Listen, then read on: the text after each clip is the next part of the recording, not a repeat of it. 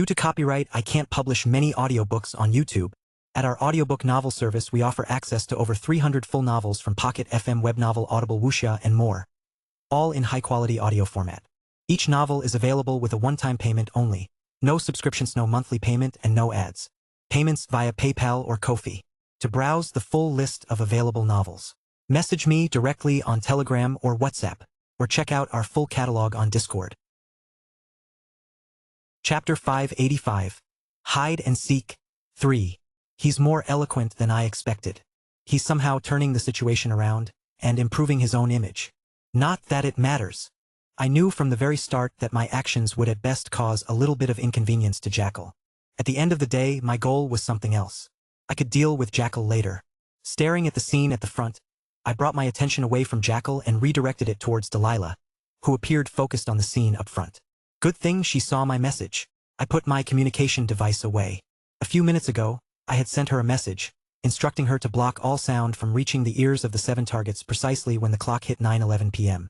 I was worried she might not see the message or ignore it, but the moment I raised my head, I saw her staring at the message. She didn't even look at me while staring at the message, only frowning a little before putting it away. That made me worry as well, but it all turned out well. Although the 7 people involved did notice something amiss, that was as far as they noticed. Given Delilah's strength and skill, there was no way they'd be able to notice anything. Furthermore, with me suddenly standing up and shifting the attention elsewhere, they quickly dropped the matter and focused their attention on the Emperor. That was all it took for them to forget about the minor discomfort. That made things easier for me, as things were still far from over. Got you. My attention shifted towards the reporter who had been talking to the Emperor a few minutes prior. His expression was a mix of confusion and anger. Not wanting to take any more risks, I quietly navigated through the chaos and moved in his direction. As things stood, I wasn't worried he'd try something again. With how things currently were, it was impossible to kill the Emperor. Not only that, but with everyone so alert, trying to repeat the scenario would just give away their intention.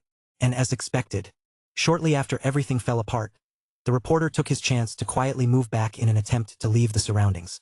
I followed them with my gaze until, they suddenly faded from my sight. What in the... The unexpected turn of events caught me off guard as I scanned the area for any sign of their presence. Yet, no matter how desperately I searched, they were nowhere to be found. It was as if they had disappeared from the face of the venue. But I knew that wasn't possible.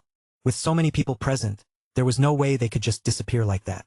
If it's like that, then there's no doubt they've disguised themselves or hid their presence. I felt the former was more likely. Some sort of hide and seek. It was very unfortunate for him that I was quite good at playing hide and seek, especially after my most recent skill acquisition. Taking a deep breath, I closed my eyes for a brief moment before opening them up again.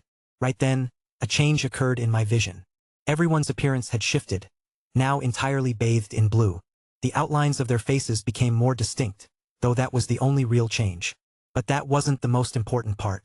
What truly was important was that it granted me the ability to see the true outline of all those present.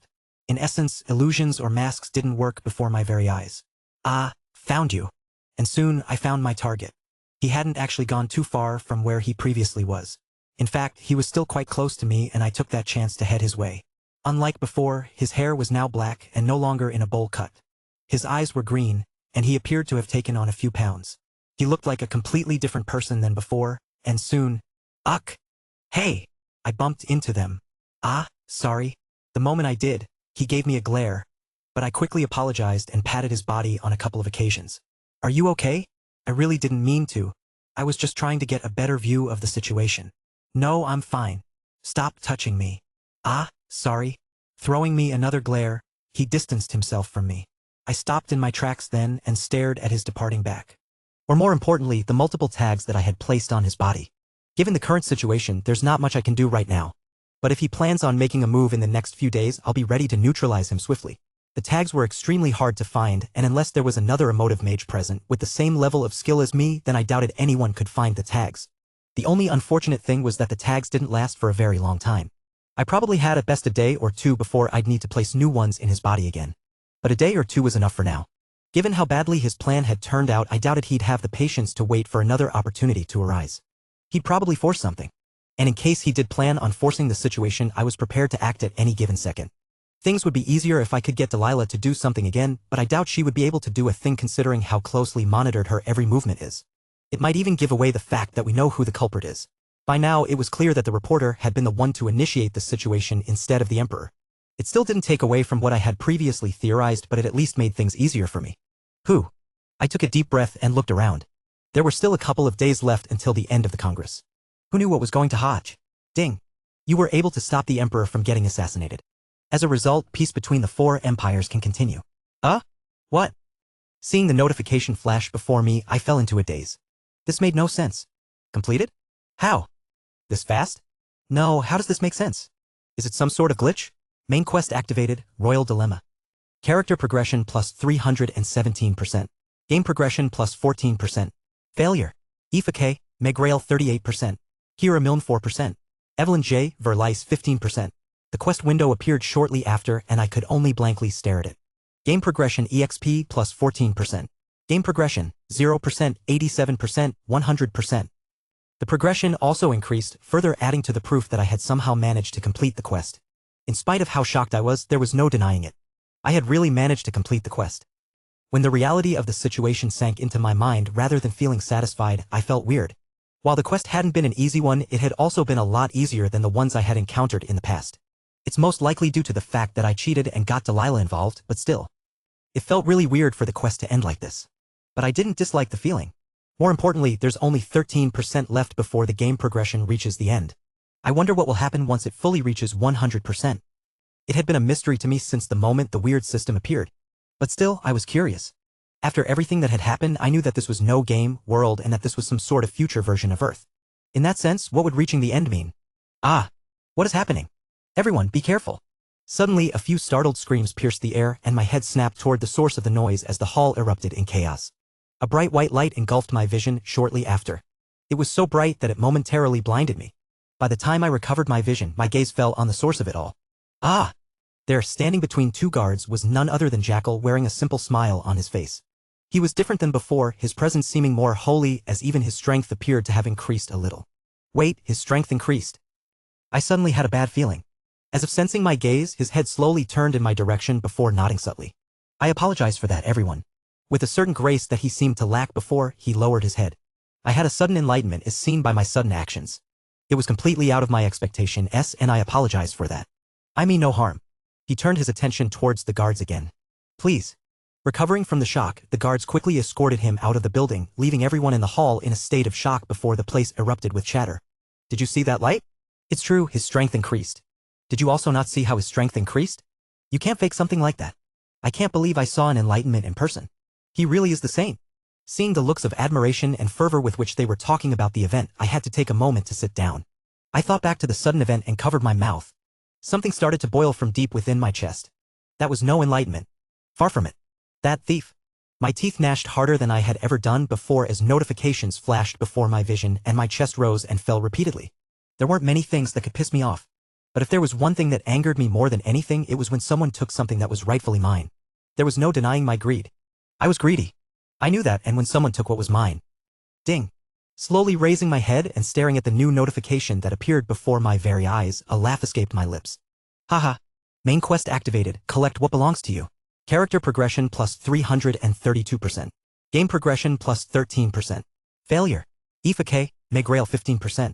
Kira Milne 15%. Evelyn J, Verlice 15%. Gladly. Chapter 586, The Last Quest, 1. What will happen once the experience bar reaches 100%? It was a thought that crossed my mind for a brief moment. In fact, it had been a thought that had been plaguing my mind for over a year now. This thought was now even more relevant than ever before. Just what was going to happen? If I completed these quests, would I reach the end? Then what about the other quests I hadn't completed? How come those were still there? In fact, if I completed those quests, wouldn't the bar reach above 100%? What then? But it all quickly faded to the back of my mind at this very moment. Right now. I couldn't care less about the experience bar. There was only one thing on my mind. And that was, he stole from me. He really took my rewards. I stared blankly at the quest window before me, my hands trembling. It was becoming increasingly difficult to hold back my anger. However, I had to hold back my anger. I couldn't let it out. Not yet, at least. Focus, maintain clarity. I knew I could erase my emotions at this very moment to calm myself down. However, if there was one thing that I had learned over the past 6 months while training my emotive magic, it was that one's control over emotive magic was reflected in how well they could control themselves from letting it spill out. I couldn't let my anger get control of me. I had to suppress it and then savor it. In a way, stopping myself from becoming angry and managing my emotions was a way to improve my control of them. Ding! A notification flashed before my vision and I took a deep breath, the previous anger fading into nothingness. All right, that's better. I raised my head and looked around me. So far, the first day of the Congress appeared to be over.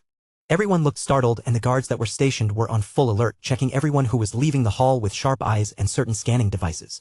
Considering what had happened, I had initially assumed they'd cancel the entire event, but that didn't seem to be the case. Were they so confident that they'd be able to stop whatever new situation occurred, or was the information that they were going to reveal that important? Whatever the case was, I would eventually find out tomorrow. For now, I planned on going back to the inn to rest. Or at least, that was the original plan. Julian. A certain warm yet familiar voice reached my ears. I slowly turned my head and a pair of bright yellow eyes met my gaze as Atlas approached from a distance. Seeing him arrive, I felt a lump form in my throat as I lowered my head to greet him. It's good to see you. Let's save the greetings for later, Julian. I need you to follow me for a moment. Eh? I raised my head back up and looked at him. My body tensed slightly as I pursed my lips. You need me? Yes. Atlas smiled but didn't elaborate as he turned around and motioned with his finger. It's something rather important, so it would be best if you hurried. Ah. Could it be? Did he find something out? My stomach flipped as I struggled to keep myself composed. Julian. But I had no choice. Straightening my back, I nodded once again and followed him from behind. In order for the investigation to proceed smoothly and fairly, we'll be carefully reviewing the situation before a trial takes place. Whether the involvement of the Templars had anything to do with the Church of Oracleus or not will be determined during the trials. After the events of the first day of the Congress, Jackal, along with several others from the Church of Oracleus who volunteered to accompany him, including the Cardinal, was led toward a particular building. The location was unfamiliar, but it seemed to have a hidden floor beneath it, and that was where they were all guided. Shortly after, they were all brought to several rooms where they were all informed about the situation before being split into different rooms. Of course, just because they were being suspected of trying to assassinate the Emperor, given their current positions and prestige, none of them were treated badly. At the very least, they were held to a certain regard. And that was why the Cardinal and Jackal were permitted to share the same room. However, aside from a large desk and several chairs, the room was otherwise empty. Jackal traced his finger over the table before looking at it. It's quite clean. In spite of the situation he found himself in, he appeared extremely calm. Eerily so. This didn't go unnoticed by the Cardinal, who looked around the room. There are runes engraved in every corner of this room. I'm afraid that unless a Zenith comes or the Chancellor of Haven is present, breaking out of this place is impossible. And why would we break out? Jackal raised his brow while looking at the Cardinal's aged features. We're innocent, so why should we be worried about what is going to happen to us? That's not what I'm worried about. I was just making a simple observation of the room. I'm rather curious about the place where they've brought us. Well, it does seem interesting. Jackal pulled one of the chairs back and sat down. At the same time, his lips curled into a happy smile. He looked somewhat giddy. Why is he so happy?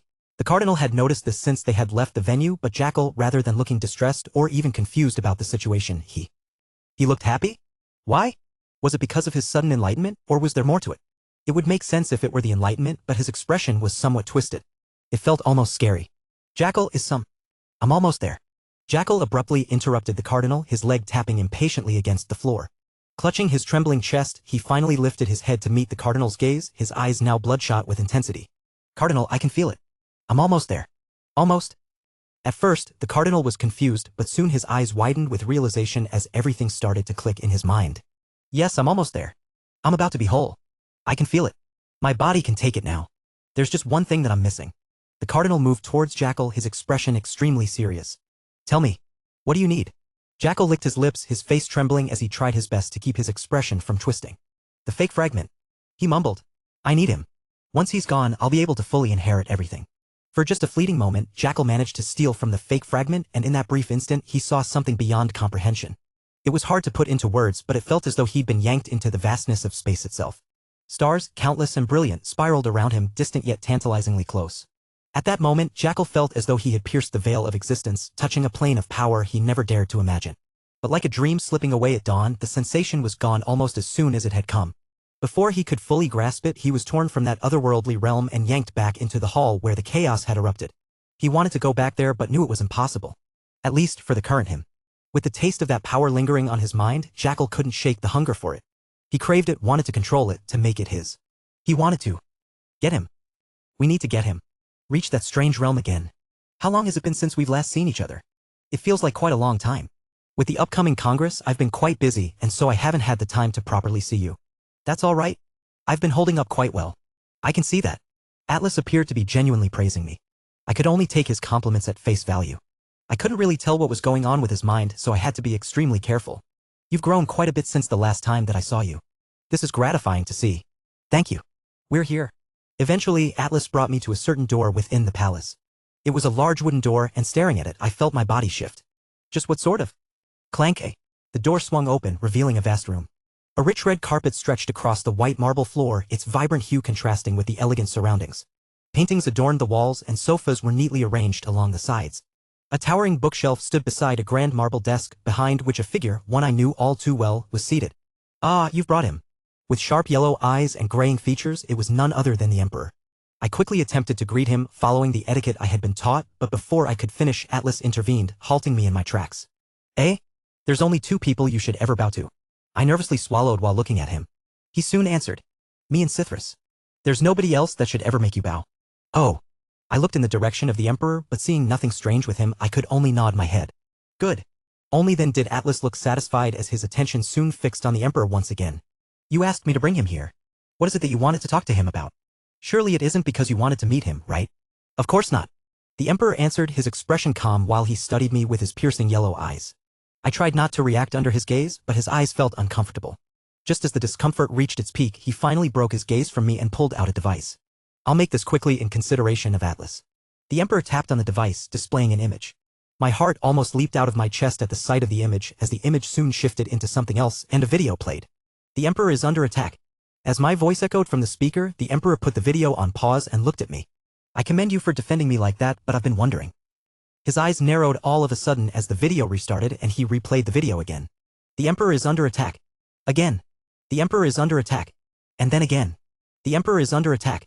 And then again, before eventually stopping. A heavy silence settled over the room as all eyes fixed on the video. The tension in the air felt suffocating, and just as I thought I could breathe, the Emperor's gaze shifted back to me, locking eyes with an intensity that made me instinctively tense up. I might be overthinking things, but why does it seem like you knew something was going to happen before it happened? His brow raised. Is it just because you're sharp, or is there more to it than you're letting out? Chapter 587, The Last Quest, 2. It wasn't like I didn't expect this to happen. In fact, from the moment that Atlas had called for me and brought me to this place, I more or less had guessed what was going to happen. That was why I already had an answer. Because I knew that something was going to happen in advance. Oh. The Emperor looked somewhat surprised while Atlas looked the same. I wasn't even sure if he was interested in this conversation or not. Nonetheless, I went on to explain the situation to them. At around 8:34 p.m., Leon warned me that something was about to happen. I stayed alert, watching closely. After all, I didn't know how accurate his feeling was, but thankfully, I trust him, and when I saw his expression start to falter, I acted. Leon? The Emperor turned to look at Atlas, who elaborated. He's Julian's knight, and one of the most promising cadets in Haven. No, I know who he is. The Emperor replied, his tone even. After all, he performed quite well at the summit. I was simply curious about how Leon might have known something was about to happen. It could be a result of some skill of his. That would make sense. The Emperor shifted his attention towards the recording device and moved the video back. At the same time, he eyed me. You said 8:34? Yes. Soon, he managed to fast-forward the recording to the designated time, his brows furrowing as he focused intently on Leon, his gaze somewhat sharp. Eventually, however, his expression eased. He probably saw Leon react differently at that time. I see. As you say, Leon does indeed show some sort of weird reaction. Pausing, the Emperor continued to look through the footage. I just stood in silence, waiting for him to say something. Each second felt like an eternity as I stood before his presence. But eventually, he pulled his gaze away from the recording and nodded. It does seem like you're telling the truth. Of course, that still doesn't fully explain everything, but at the very least, it doesn't seem like you're involved in any of this. I try my best not to involve myself in troublesome situations. It was usually the troublesome situations that found their way to me. Not me to them. Well, this is indeed troublesome. The Emperor shifted his attention towards Atlas. He soon nodded. I'll continue to investigate this further, but for now, you're in the clear. I wish I could talk to you more, but unfortunately my hands are currently tied. Actually, there is something. I cut the Emperor off before he could finish his sentence. Immediately, Atlas's and the Emperor's eyes set on me. I felt my entire chest cave in under the pressure of their gazes, but I remained cool-headed. I knew that the Emperor was merely saying those words out of formality, but since the opportunity presented itself, I was planning on taking it. There's something? I see. Feel free to tell me. If it's within my abilities, I'll try my best to help. The Emperor smiled, his eyes squinting. He didn't look at all pleased. Not that I cared. If Aoife took after you, then I'd like to meet with those from the Church of Heraclius. My words were met with an immediate, suffocating silence as the Emperor's gaze bore down on me heavily. It was so intense that it felt as if a massive boulder had been placed on my chest, each breath growing more difficult as I struggled to bear the pressure of his stare. Just looking at his gaze, I understood something. You wish to meet with those who are suspected of plotting against me? One wrong word. The same people that you were alert about? And I was done for. Is there something that I'm unaware of? I could even feel Atlas's gaze from the side. He too looked curious. If at this very moment I didn't answer accordingly, I was afraid that. Almost a year ago, I was attacked in the academy. Regarding the perpetrator. I paused and shifted my attention towards Atlas, who seemed to have understood where I was going with my words. Are you trying to get back at them? Far from it. I didn't actually care about them. My goal was different. However, it wasn't like I could tell it to them directly. That was why I had to come up with this bullshit excuse. The meeting with the Pope was real. Before I was attacked, I managed to exchange a few words with him. He shared some important things that I need to pass on to those from the Church of Oracleus. Atlas's and the Emperor's gazes felt prickling. Nevertheless, they didn't bother me that much. All of this information was something that Atlas was aware of and most likely, to some extent, the Emperor. This information. Could you not have shared it with them earlier? And why would I do that? I looked at the Emperor strangely. We're talking about the same people who almost had me killed. I didn't want anything to do with them. Oh, yes. The Emperor looked a little taken aback but recovered rather quickly. It makes sense if you put it that way, but why the sudden change of heart? If you didn't want to tell them before, why do you wish to do it now? Because the opportunity presented itself and I am not worried about my safety. You're not worried about your safety? I smiled then, turning my head to look at the two of them. Should I be?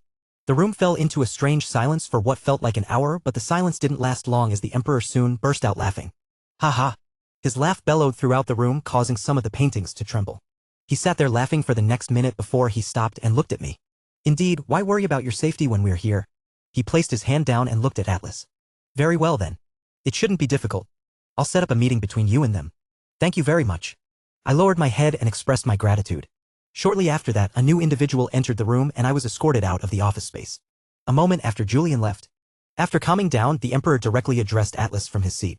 What do you think? Are you buying his story? He doesn't seem to be lying. Atlas answered, his tone flat as he walked towards the nearest seat and sat down. There is a lot to think about regarding his story. If we press him for more answers, I'm sure we'll be able to determine if he's truly speaking the truth or not. That is irrelevant. Atlas answered, his eyes narrowing. What concerns me more is the Church of Oracleus. Setting Julian's actions aside, their response was too swift. It's as if they were expecting something to happen. Expected? The Emperor suddenly frowned, falling into thought. Considering the nature of the church they follow, it wouldn't be far-fetched to think they might have foreseen something beforehand. Atlas didn't speak immediately and drummed his fingers over the armrest of the chair. With his brows knitting together, he sat there in silence while crossing his arms. He sat there for several minutes, chewing on the Emperor's words before standing up. That could very well be the case. And if it is, then it seems someone is targeting your life. Not my life, but something else. Atlas's hand stopped and his expression frosted over. The Emperor continued. They're aiming to sow chaos within our empire. I have a few potential groups in mind that could be behind this. It could be someone within our empire trying to destabilize things and overthrow the royal family. Or someone from the other empires. Atlas stood up from his seat, his expression calm and collected. However, to those who knew him, the calmer Atlas was, the more terrifying he was. At this very moment, Atlas's calmness felt unsettling. Heading towards the door, Atlas stopped right before the door. You're forgetting the most important and most likely situation. I have. The Emperor paused and tilted his head in confusion. That was when Atlas grasped the knob of the door. That the one responsible might not be targeting our empire directly, but us. CRA crack. The doorknob shattered as Atlas placed too much force on it. And who knows us the best? Whatever was left of the doorknob disintegrated into fine dust as Atlas's eyes began to glow with a fierce, bright yellow hue. Massaging his neck, his body faded from the spot. Silence returned shortly after as the Emperor stared in the direction of where Atlas used to be. Covering his mouth with his hand, the Emperor's expression turned grave. War might soon be upon us. Before I knew it, I found myself being brought into a completely different place. Looking around, it looked to be some sort of secret facility that was underground. The lights were dim, and each step echoed loudly in my ear. There were several rooms placed on each side of the walls, with a long corridor that seemed to stretch endlessly. The place looked eerie. Enough to make me feel unsettled, but if there was one thing that truly made me unsettled, it was. Where exactly is this place? And how did I get here? My inability to recall how I had managed to get to this place. No matter how hard I tried recalling the road and direction I took in order to get to this place, strangely enough, I couldn't recall anything at all. It felt utterly unsettling, and no matter how hard I tried to recall how I had ended up here, my mind would slip into an empty haze. What sort of? We're here. Eventually, the man escorting me led me to a certain door. As I turned my head, I watched him place his hand against the wall. A faint glow began to radiate from his touch, and with it, several runes materialized on the surface, glowing softly in the dim light. Click. The door swung open with a faint clicking sound, revealing a small room. My gaze immediately landed on the figure at the far end of a metallic table, his green eyes locking onto mine. He sat with his elbows propped up on the table, fingers interlaced as his lips curled into a devious smile. It looks like you couldn't wait to see me. Fake fragment. Chapter 588, The Last Quest, 3. There were two people in the room.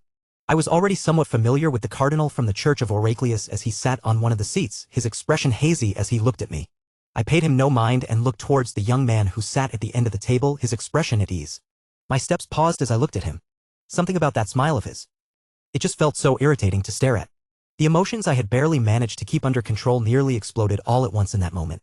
But just barely, I managed to maintain my composure as I sat down on the opposite end. At the same time, I turned my attention towards the cardinal, who merely smiled and stood up before walking up towards the guard who had escorted me all the way here. Please lead me to another room. I'll let these two talk. Understood.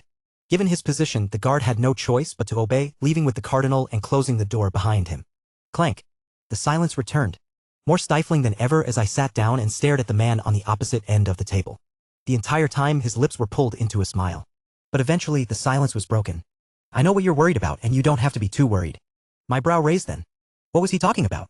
I opened my mouth to speak, but just as I did so, I saw his eyes start to change. They suddenly turned hollow, almost empty, as they started to spin. What sort of situation is this? Before I could make sense of what he was trying to say, the world around me began to spin. Stunned, I fought against whatever was happening to me, but the force pulling me away was overwhelming. Eventually, I lost sight of everything, the colors faded, and my world plunged into darkness. Hua! By the time I recovered my sight, I found myself standing in a white world. I hastily looked around me to see the place devoid of anything, and when my eyes eventually fell on the familiar figure, it all clicked. Mind space. This wasn't a place I hadn't been to before. In fact, I had been here before, during my fight against Caius at the summit. This place was familiar. But for someone to enter such a space. Don't tell me he's also an emotive mage?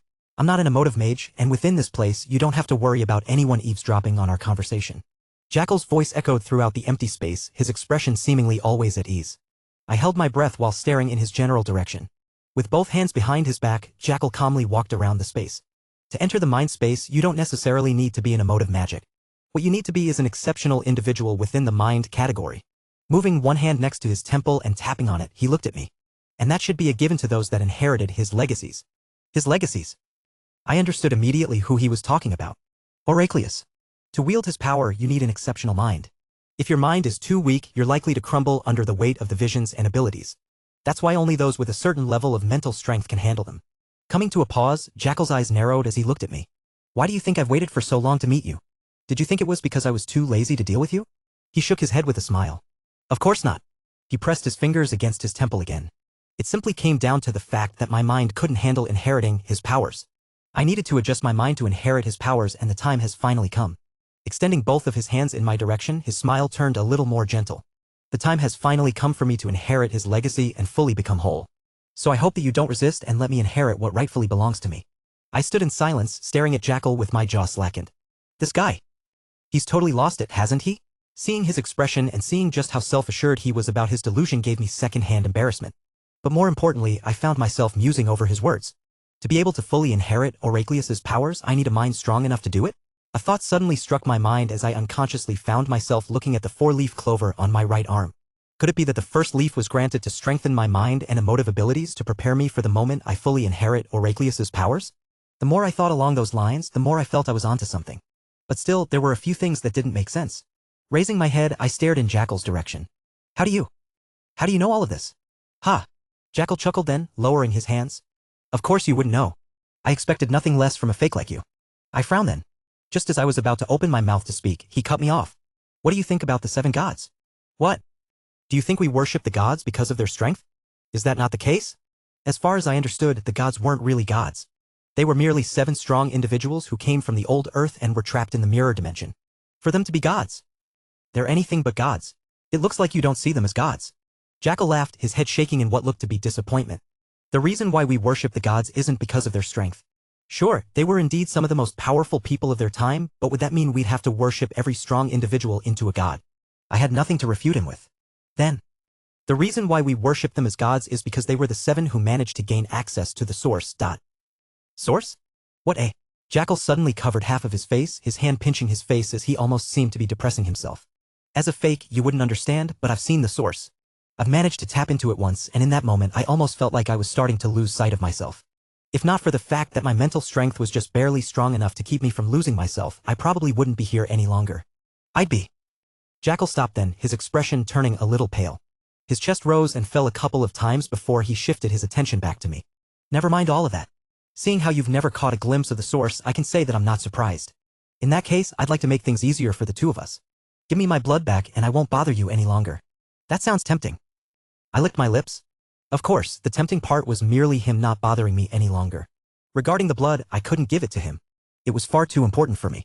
It was the only way for me to see Noel and everything. Whatever this thing called source was, I knew I'd eventually get in touch with it. I was curious, but not desperate. But at the same time, it made me curious. This was a new piece of information. If the reason they're called gods is because they managed to get in touch with this strange source, then does that mean there's a higher realm compared to the Zenith? I thought about it, but soon shook my head. If there were, Sithers would most likely be in that realm. I didn't think that was the case. Whatever this source was, it most likely was something else. Whatever it was, I'd be able to figure more of it out when the time came. For now, there were more pressing matters at hand. Are you tempted? In that case, why don't you just allow me to absorb everything? Either way, this is better than having the entire force of the church attack you, right? Regardless of how powerful you are, there's no way you can fight against the churches. Is that a threat? Yes, it is. Jackal smiled and didn't deny it. Staring at his eyes, I could see they were serious. Indeed, if by the end of this little conversation of ours I didn't agree to hand over the blood, I was sure he'd get the churches to do something against me. All right. All right? Are you? No. I shook my head and snapped my fingers. Crash. The white space shattered apart under Jackal's stunned expression as the white world faded and we found ourselves back in the same room as before. Adjusting my clothes, I stood up while pressing my hand against the cold metal table. I had gotten all I needed from this conversation. Now it was time for me to leave. Let the churches come for me. I didn't turn back while saying this, heading directly for the door and opening it. Just as I was about to stop, I paused. You've called me fake more times than I care to count. I never bothered to respond because it was irrelevant. Fake, real, it's meaningless. A man obsessed with such distinctions is someone trapped within their own sight. I care nothing for those who can't see beyond the limit of their own mind. And right now I see a lot of things. Most of all, I see that you're going to have a hard time getting out of this one. After all, you may have the church backing you, but it's not like I'm without backers. Jackal's face changed then, but it was already too late. What does that? Clank. I closed the door before he could get his words out. That was when it started. Bang, bang, bang. The muffled thud of chairs crashing, punctuated by screams echoing from the depths of the room. I laughed then. Chapter 589, Source 1. Source. As I stepped out of the room, my mind lingered on the conversation I had just had. Above all, my thoughts kept returning to the so-called source. What in the world was it? Based on the way he spoke about it, whatever the source is, it has to be something incredibly important. The difference between a god and a regular human. I pressed my lips tightly. This entire concept was new to me, and while I wanted to spend more time musing over the concept, I understood that it would just be a waste of time. I was also sure that hardly anyone knew about this concept and that asking would only lead to more trouble. If things eventually progress as they should, I should be able to learn more about that power. For now, I should focus on something more important. Like finding a way to merge my two domains.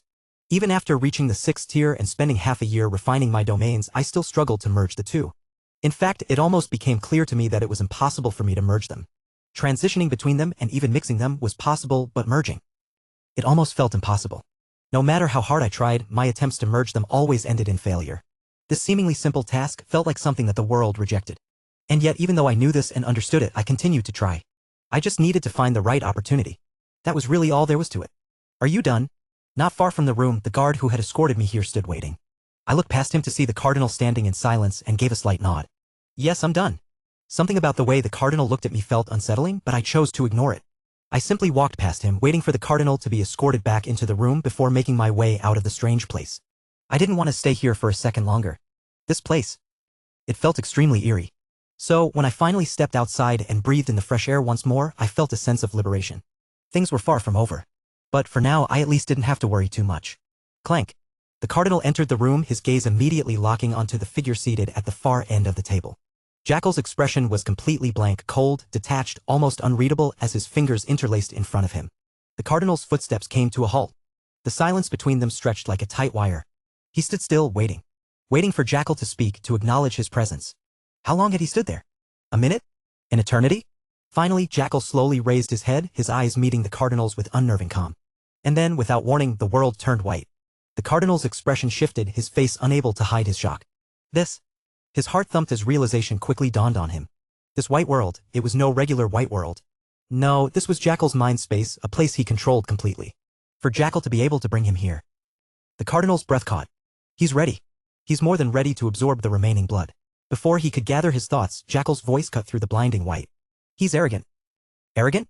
The Cardinal raised his head, confused. For a mere fake, he's quite arrogant. A thin line of irritation appeared at the corner of Jackal's mouth, but he quickly hid it away. This didn't go unnoticed by the Cardinal, who looked surprised. It seems like something went down during the meeting between the two, for the usually calm Jackal to show signs of irritation. Just as the Cardinal's lips parted open to respond, Jackal's voice came again, sharper this time. There's a lot more I want to say, but I'll keep it to myself for now. Let's not drag this out. My body's ready to take in the missing blood. Make sure everything's in place when the Congress ends. What? Button. There's no need to worry about how the Empires or Haven will react, Jackal interrupted, his tone turning colder, more annoyed. By the time I've fully absorbed the blood, their stance will be irrelevant. Jackal clenched his fist, his knuckles slowly turning white as he locked eyes with the Cardinal. So get everything ready.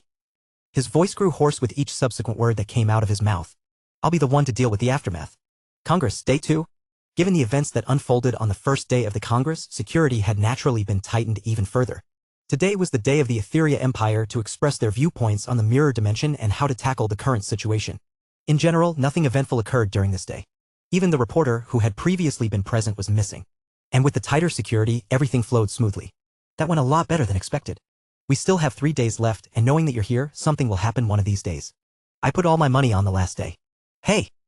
Leon quickly poured cold water over me. Leon's comment hit a little too close to home. The worst part? I couldn't find anything to argue with. In fact, I knew he was right.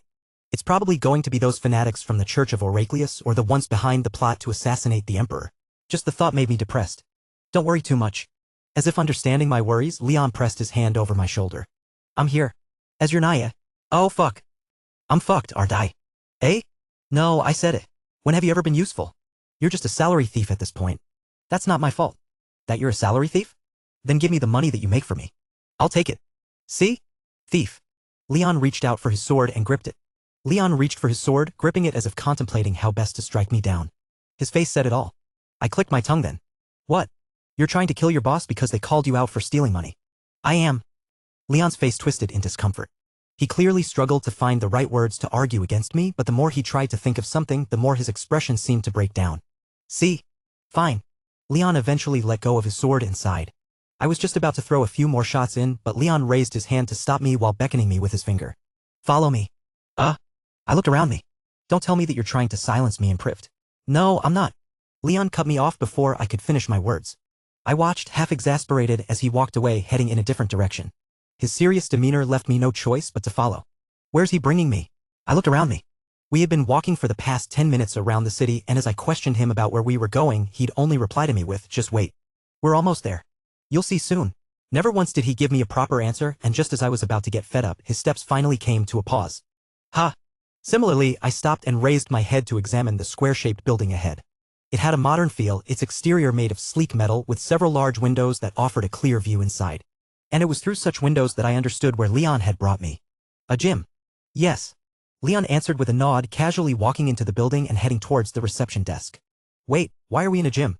Like I said, I'll show you. What? I stopped and looked at him. I was actually joking about that before, but seeing how serious he looked, I could tell that he was serious about whatever he was trying to pull. And it was for that reason that I stopped questioning him. After waiting for him to pay for the room, we were eventually led to a large empty space reserved just for the two of us. Considering the strength of both of you, this room should be able to withstand most of the power from your attacks and spells. That said, please try not to go overboard. We can't guarantee that the walls will fully hold up against the full force of your strikes. After a brief warning from the staff in charge, we were left to our own devices. Leon casually walked to the other end of the room, tossing his blazer aside as he did. Thump. He then jumped a couple of times and did some stretches. I just stood in silence, watching him. I was still not fully sure of what he was trying to show me. There are two things that I want to show you. Finally finished with his stretches, Leon rolled up the sleeves of his shirt. Clenching and unclenching his fists, he turned to me, his expression extremely serious. I want you to attack me with everything you have. What? You want? Just attack me, he cut me off. Don't use your emotive magic. That would defeat the purpose of what I'm trying to show you. But what are you trying to show me? Stop talking and just attack me. He beckoned me forward. I opened my mouth, but something in his gaze stopped me. Sighing, I relented. All right, fine. I'll entertain you for now. Without hesitation, I flicked my finger and dozens of threads shot toward Leon. Shio. The threads moved with incredible speed, faster than the eye could follow. Just as they reached him, I flicked my wrist again, sending the threads shooting upward. Nothing. Leon remained completely still, not even flinching. This was surprising since I half expected him to react by now. My brow furrowed as I clenched my fist. Are you trying to be dramatic? The threads split rapidly, interlocking with one another before branching out into sharp, needle-like strands. Get ready. I warned him, my voice coming out lower than I expected. In a blur, the needles rained down on Leon from all directions. Shio, shio, shio. This should do it. I wasn't going all out, but this was still a powerful attack, one that even Caius had to take seriously. And yet, Leon didn't move. His expression was unreadable, his gaze locked on me, completely focused. My heart skipped a beat. This was weird. And my gut almost leaped out of me as I saw him remain still once again. Leon? I suddenly called out, feeling my lips grow dry. The needles were mere moments from hitting him, and still, he didn't react. What's going on? Why isn't he moving? Wait. Shio. Shio. Shio. The needles slammed into his body. Blood sprayed across the room, staining the floor. I froze. My mind blanked. No way. Is he? Leon stood motionless, his body pierced by countless needles.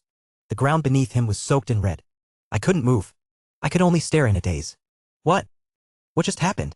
I whispered, staring in disbelief. But just as I started to rush to him, Leon raised his hand, stopping me in my tracks. He didn't speak. His eyes locked onto mine, cold and focused. That's when I saw it.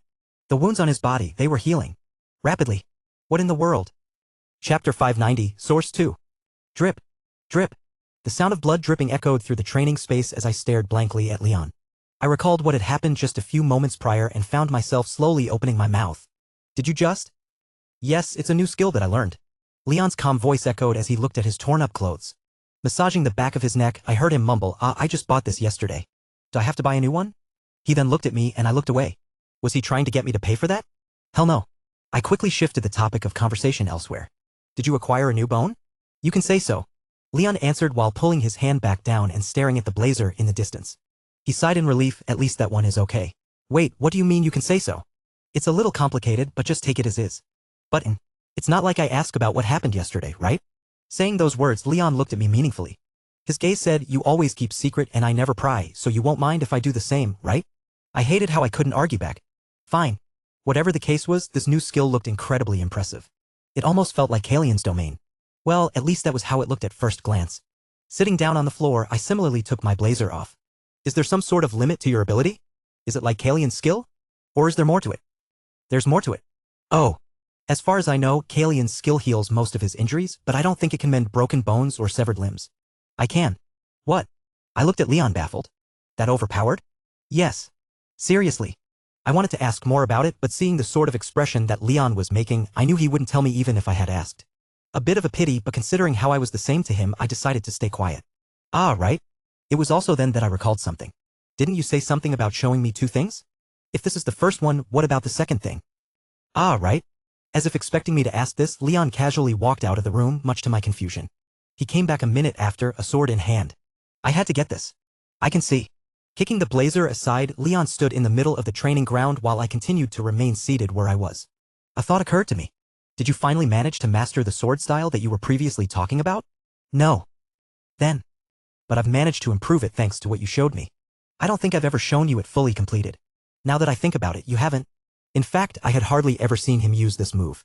It was mainly because it was incomplete, but recalling how the steps worked, I understood just what sort of potential it had. Okay then. I beckoned him with my hand. Show me whatever you're trying to show me. I was a little curious. To see how much he wanted to show me the strange sword technique, he must have developed it quite a bit. I wonder just how strong it is. My finger twitched. For a moment, I almost wanted to have him attack me, but considering how I was also wearing my suit, I decided against it. That would be quite a waste. I'm ready. And so, hearing Leon's words, I straightened my back and prepared to see the power of Leon's developed attack. Just how much stronger was his new sword movement? Whew. Leon took a deep breath, his mind clearing of all thoughts. This was the very first time he was going to display this full move to someone, and he felt a little nervous. Not because he was afraid of messing up. No, it was more because he was afraid he'd go too hard. The last time he performed this move in training, his sword shattered into pieces, leaving a massive scar across the training floor. It was silent, with just the faint sound of Julian's breathing echoing before him.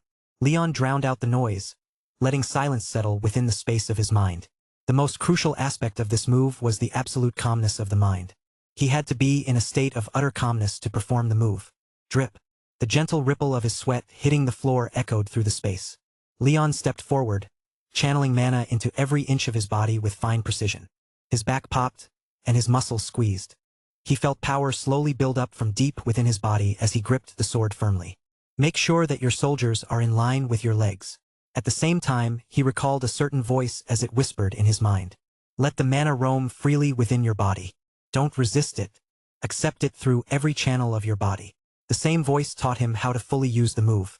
It was as though he was extremely familiar with it. Not only that, but he was also the same one who had helped him learn how to heal. Leon had so many questions, but his questions were met with silence. He could only silently accept the teachings. Since this benefited him, he had no reason to refuse. But at the same time, he was wary. Why was he helping him? What did he benefit from helping him? Who?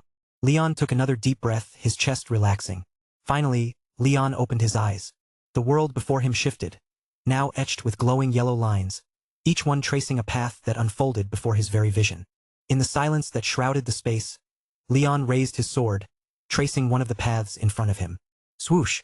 It was just a single slash, and yet, the moment the sword cut through the air, it felt as if reality itself twisted, coiling tightly around the blade. As if in a trance, Leon took a step forward, following the golden footprint that appeared in his vision. Swoosh! He slashed his sword again, the air freezing with the second slash. And then came the third slash, the fourth slash, the fifth slash. Swoosh! Swoosh! With each slash, Leon's sword grew progressively faster. So fast that by the seventh strike, it almost felt as though he was stuck in the same spot, frozen in place. But he was moving, so fast that the naked eye could no longer keep up with his pace. Leon was absorbed in his own moves. In that very moment, he felt something with his mind crack, and his movements grew sharper, faster, and more liberated. His already improved movement was starting to become sharper, more precise. He was slowly reaching an even greater realm. That, Leon's entire body tensed as he followed the lines. In that moment, he understood. He was starting to grasp something. He stopped holding back. Zere crack. The very ground, resilient enough to endure high-tier spells, began to show signs of strain. Thin, jagged scars formed in a widening web around Leon, each new slash carving deeper into the ground. But by this point, Leon no longer cared. He was in a trance-like state, his eyes slowly turning black as stars started to emerge. Faster. He could go even faster. Faster. Slashing once again, Leon felt a sharp pain in his head as his expression twisted. He could feel that he was threading a dangerous territory, something that could probably tear his entire body apart. But in that moment, he felt like he was reaching a certain something. Just a bit more. But what exactly was he reaching out for? Swoosh. Slashing again, Leon felt his sword touch something tangible. What the? Before he knew it, the air shattered, and the world around him changed as he was suddenly engulfed in darkness. White dots were scattered across the darkness, and as Leon looked up, he saw endlessness. He found there to be no end to the white dots and darkness. And yet, he was moving faster, faster and faster, so fast that Leon started to panic. In that moment, it almost felt like he was slowly being sucked by the endlessness in front of him. If he went even faster, then I'll disappear. Bang! As Leon slashed down for the nth time, a terrifying explosion erupted, its shockwave ripping through the training ground. The very air quivered, and the surroundings trembled violently under the force of his strike. HAAA! When Leon snapped out of it, he found himself standing in the middle of the training ground again, the entire place littered by scars of all different sizes. The entire place. It was a complete mess. Drip! As sweat dripped down the side of Leon's face, he clutched his chest and dropped to one knee, supporting his body with the sword in his hand. Ha! HAAA! Heavily gasping for air, Leon's lungs burned, struggling to take in as much as they could, while his muscles twisted and spasmed in agony. This wasn't the worst part of it all. My head! Clutching his head, Leon started to scream as he bent over, his forehead touching the ground, as his legs flailed as the pain started to consume him. Arg! This sort of pain. He had never experienced something like this before, and it was slowly consuming him. Ack! His scream pierced through the training hall again, and through his hazy vision, Leon looked up in the direction of Julian. Where was he? Why didn't he say anything yet? Did he get her? Leon's thoughts were abruptly cut by the figure sitting in the distance. He sat in silence, staring toward the spot where he had been moments ago, displaying his sword movement. At first glance, there seemed to be nothing wrong with Julian, but, how is this possible? The area surrounding Julian was perfectly calm, untouched by anything. While the entire place was torn with scars and cuts, his area was perfectly clean, as though his sword had never come close to him. Most shocking was Julian's expression and eyes. They were blank, completely empty, and then, as if sensing Leon's gaze, Julian's eyes focused once again as he looked ahead. "What happened here?" he said, his expression confused and bewildered as he turned to look at Leon. "Did you do this? When did you start performing? And why are you there?" Chapter 591. Source 3. What in the world happened here? I scanned the room in confusion. Deep scars marred the training space, some more jagged and severe than others. But most shockingly, the area around me remained untouched, pristine, as if nothing had happened. The sight left me at a complete loss. How did things turn out that way? And why couldn't I recall a single thing? Blank. The moment I tried to recall something, my mind would go blank. The last thing I remembered was Leon getting into a stance before the scene shifted to the current one. How did this make sense? No, most importantly, where was Leon? Frowning, my gaze finally settled on the struggling figure in the distance. My eyes widened as he clutched his head with both hands, writhing on the floor in pain. "He doesn't look okay." Leon reached his hand my way. "Help me." "Yes, he definitely doesn't seem okay." I quickly pushed myself up and rushed toward the struggling Leon. He was so out of it that he barely seemed to register my presence. His breaths coming in ragged, desperate gulps. Uck!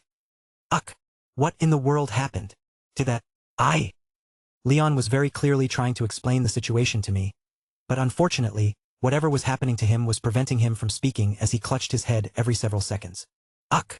A pained groan escaped him each time, his forehead straining as veins bulged beneath his skin. It took a good minute for him to finally settle down, and as his breathing started to even out, he finally spoke. I don't really know." "What do you mean you don't know?" I looked around.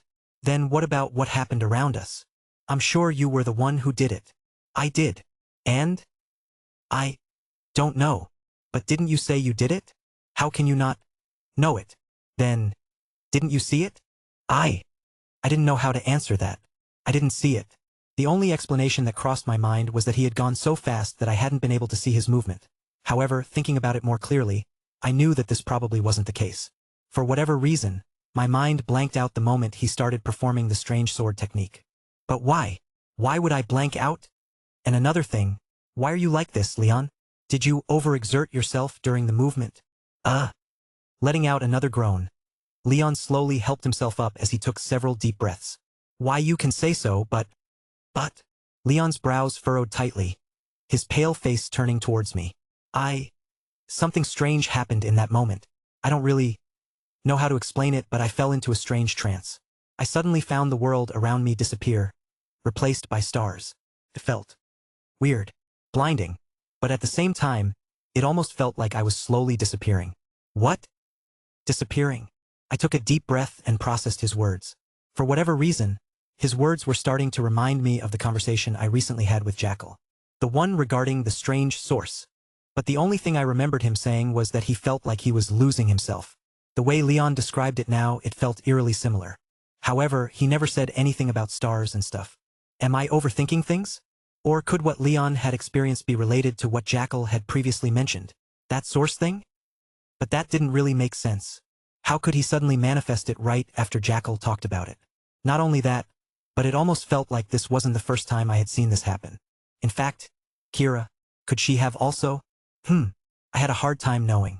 Having never experienced such a phenomenon in the past, and also knowing that Leon's domain was related to stars, I felt like perhaps the two weren't correlated. I wasn't so sure about Kira. However, Leon's mention regarding the losing himself feeling felt rather unsettling. It continued to linger in my mind, reminding me over and over again about Jackal's previous words. There's really no correlation, right? As Leon took a strained breath, his gaze shifted from me to his sword, lying scattered a few meters away. Could you get the sword? Sure. Snapping out of my thoughts, I let out a breath and hurried over to his sword. Picking it up, it was rather light to the touch. It felt different from the sword Leon usually used. I guess it makes sense considering that this is merely a training sword. On another note, I looked around me and stared at the surrounding walls that were filled with scars. My heart sank at the sight. I hope they won't ask us to pay to fix this. I had a certain feeling it wasn't going to be cheap. Thankfully, the insulation within this place was excellent, and nobody had yet to come. However, I couldn't guarantee that they hadn't noticed a thing yet, so it was best for us to leave now. Swoosh! I casually waved the sword in the air and took a step forward. Yeah, this is quite light. Felt rather good. Swoosh! I swung the sword again. This time, the swing was sharper than the previous one. A gentle, yet pleasing whistle echoed in the air. Swoosh! Swoosh! I swung it a couple of more times, the movement becoming even smoother than before. It's strange. Each time I swung the sword, I felt a weird feeling. It was unlike anything I had ever felt before when swinging the sword. This felt a little different, and my expression changed as I noticed the change. Swoosh! I swung again. For whatever reason, each swing seemed even more different. Sharper, more precise, and more ruthless. What is swoosh? By the time I slashed the sword for the nth time, I felt a massive change, and when I looked up, I saw it. Over a dozen different golden lines covered my vision. What in the world? I was completely at a loss as I took in the sight before me. Lines stretched in every direction. Each tracing a different path. I could almost feel the sword had traveled. The possibilities were endless. I could choose any path I wanted. Not only that, but it felt as though each path shifted in response to the one I chose, revealing new, branching paths with every slash I took. My eyes shook at the sight, and as my grip over the sword loosened slightly, Leon's words echoed loudly in the background. Julian? I snapped back to reality, the golden paths fading out of view completely. As if everything had been a mere mirage, the golden paths vanished, leaving me blankly staring at the training room ahead, my chest strangely heavy. Julian? As Leon called me again, I slowly turned my head in his direction. What do you? Am my blazer? Leon mumbled, his expression pale as he looked around. Where is my blazer? Your blazer. I paused for a moment and looked down. That's when I spotted a small piece of black cloth on the ground and instinctively reached down to pick it up. This? Leon's face grew even paler, despair slowly creeping across his features. Then, could you? Don't even think about it. The next day. It was the third day of the Congress, and today's representatives were from the Verdant Empire. With most of the crucial topics already addressed by the Nezensifa and the Etheria Empire, the Verdant Empire seemed much more at ease, their vassals less tense than before. Or at least that was how it should have been. Today, however, tensions were running high within the confines of the Verdant Empire royal chambers. Have all preparations been made? Yes, they have. Excellent. Addressing his personal advisor and strategist, an old man with a short white beard and a golden monocle resting over his sharp nose, the emperor nodded, his expression serious and unwavering. Have there been any movements from the vassals? Has the news leaked regarding our actions? There have been some movements, but they don't appear suspicious about anything. Their attention is still on Amel. The emperor nodded, his brows closely knit together. Nevertheless, keep a good watch over them. We can't have anything going wrong with the announcement. Understood. With a bow, the advisor excused himself and quietly left the room, leaving behind the emperor and the empress. The empress watched him go, her gaze turning back to her husband, her teeth lightly biting at the edge of her lips. What do you think? Will something happen to Leon? Do you think they will start acting once the truth behind his origin gets released? I don't know. The emperor shook his head, his face growing less stern. There will certainly be a lot of eyes on him, but what I'm most worried about is whether he will resent us for suddenly placing this burden on him without giving him any warning. But it must be done this way. Otherwise, he will be in even more danger. I know. The emperor sighed, his shoulders sagging as he made his way to a nearby sofa and sank down. In that moment, the regal, commanding emperor seemed to disappear, replaced by a weary, troubled father. I had Amel try to get closer to Leon, to gauge his feelings about his biological parents. Understand how he might react when we break the news. And, propping his elbow over the armrest of the sofa, the emperor sighed. Amel said he couldn't get a read on him. Leon seems extremely reserved when it comes to matters related to the past. He suggested we talk to Julian if we want answers. Julian? The empress thought for a moment before recalling. I quite like that boy. She had a deep and favorable impression of Julian after meeting him a while back. We might have to bother him if it comes down to it, but I'm worried he might not even know. Could he have suffered some sort of trauma? The fact that he doesn't even remember us suggests that. The empress covered her mouth, her expression filled with worry. Seeing her like that, the emperor reached his hand out to her, but soon stopped. Gradually, his brows furrowed. His actions didn't go unnoticed by the empress, who asked in concern. Is something the matter? Are you worried about how Leon will react tomorrow? If so, no, it's not that. It's not. The Empress raised her brow in surprise. Then? I'm more concerned about something else. What could you be concerned about? I'm more concerned about how Leon ever made it to the Naz and Sifa Empire. The Empress's brow furrowed in confusion. Wah! Think about it. The Emperor sharply cut. Our estate is nowhere near the Naz and Sifa Empire. After the fire in our household and his sudden disappearance, how could he have ended up there? The Emperor's expression turned grave, his voice dropping to a low, tense whisper. Doesn't it seem suspicious? That something happened to him, something deliberate, and that it happened right under our noses. Ah! The Empress's hand flew to her mouth, her shock evident. She had considered the possibility before, but seeing Leon thrive had pushed those doubts aside. Yet, in this moment, the truth of it began to sink in. The Emperor's grip on the armrest tightened, his knuckles going white. There's more to Leon's disappearance than we've been told. Someone must have orchestrated this, and if they were able to do it right under our noses. The Emperor's eyes darkened with growing concern. They might be far more powerful than we realize. If you want access to fast updates or the full novel in high-quality audio, contact me now and buy. I offer over 300 complete audiobooks from Pocket FM, Webnovel, Audible, and more. No locked episodes, no subscriptions, just one-time payment via PayPal or Ko-fi. Message me directly on Telegram or WhatsApp, or check out the full list of available novels on Discord. Start listening to your next favorite audiobook today.